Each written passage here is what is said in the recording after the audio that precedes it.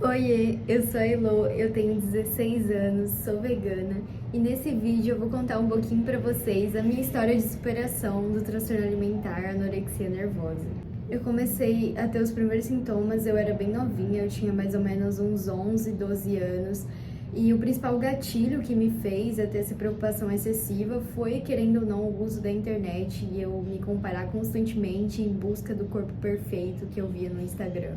E daí eu comecei a restringir a minha alimentação, a pesquisar na internet dietas malucas e seguir aquilo à risca, porque eu queria muito ter aquele corpo que eu julgava ideal.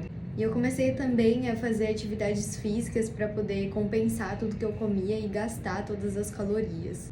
E na minha cabeça tava tudo bem, porque eu tava buscando um estilo de vida mais saudável, sabe? Buscando me alimentar melhor e tudo mais. Na minha cabeça eu tava abalando, sabe? Mas aconteceu que eu fui perdendo peso muito rápido e as pessoas ao meu redor começaram a perceber essa diferença e chegaram até a falar com os meus pais o que estava acontecendo e tudo mais.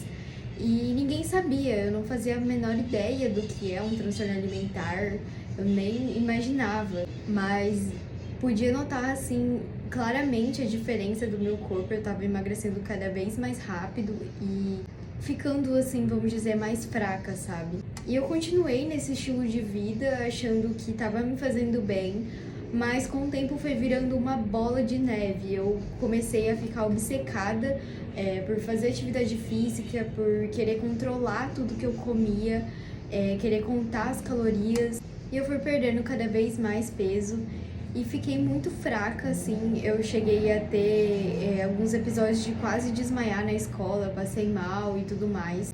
E começou a gerar um certo medo diante dos alimentos que eu comia antes, assim, que eu gostava, tipo pizza, hambúrguer, sorvete. E eu perdi muitos momentos especiais com a minha família, com os meus amigos, porque eu não conseguia mais comer esses alimentos. Eu me sentia culpada, eu tinha medo de comer, porque eu não queria engordar, sabe? E chegou num certo ponto que eu tava num estágio tão crítico que tudo que eu comia, por mais que seja um alimento saudável, eu me sentia culpada. E eu começava a chorar. Eu lembro que eu entrava no meu quarto, eu me trancava depois de todas as refeições. E aquilo tava afetando a mim e também a minha família, sabe? Mas na minha cabeça, eu queria controlar tudo aquilo, sabe?